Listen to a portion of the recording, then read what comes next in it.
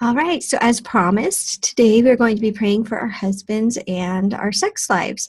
And I actually debated quite a bit about whether or not to include this. I think if I were just writing, then it wouldn't be a big deal. But knowing that I'm doing videos of these also, I'm like, well, I don't want to talk about this in a video. But, you know, it's a normal part of a marriage to have sex, and it's something that is worth praying over.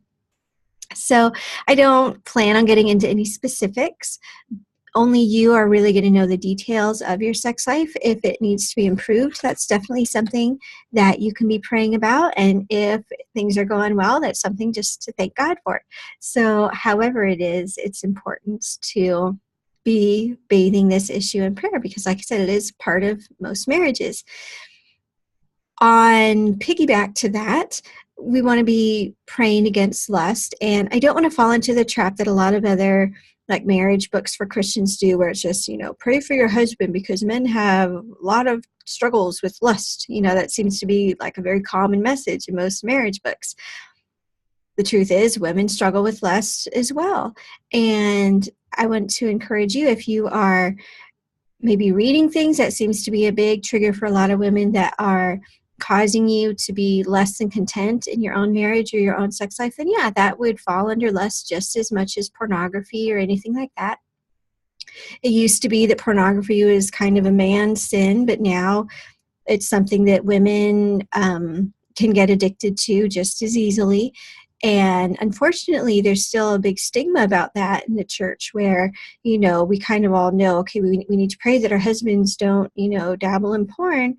But if you're the wife and you're the one dabbling in porn, it's really hard to bring that up. So I just want to kind of break that stigma. It is something that women struggle with too, lust in all kinds of ways.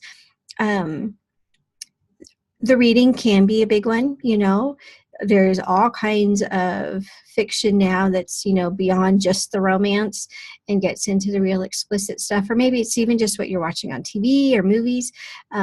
So basically, in praying for our sex lives, we do want to pray that both you and your spouse will be faithful, physically and mentally.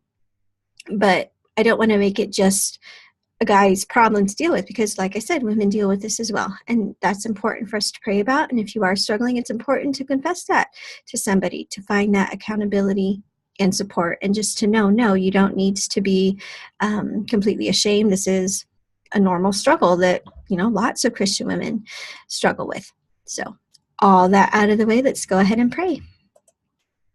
God, I pray for everyone listening that they could enjoy a healthy sex life with their husbands. I pray that you would be protecting our marriages from any kind of infidelity, whether that's physical or mental, God. I pray that you would break down the stigma that makes it hard for women to admit when they're struggling with lust. I pray also that you would bring conviction to women who are reading things or watching things or engaging in entertainment that is not pleasing to you, God. I pray that our marriages would be pure and holy, that in areas where our sex lives could improve, that you would help that to come to pass. And for people who are enjoying a healthy sex life, that they could be just grateful for that and that you would continue to bless their relationship in that way. Amen.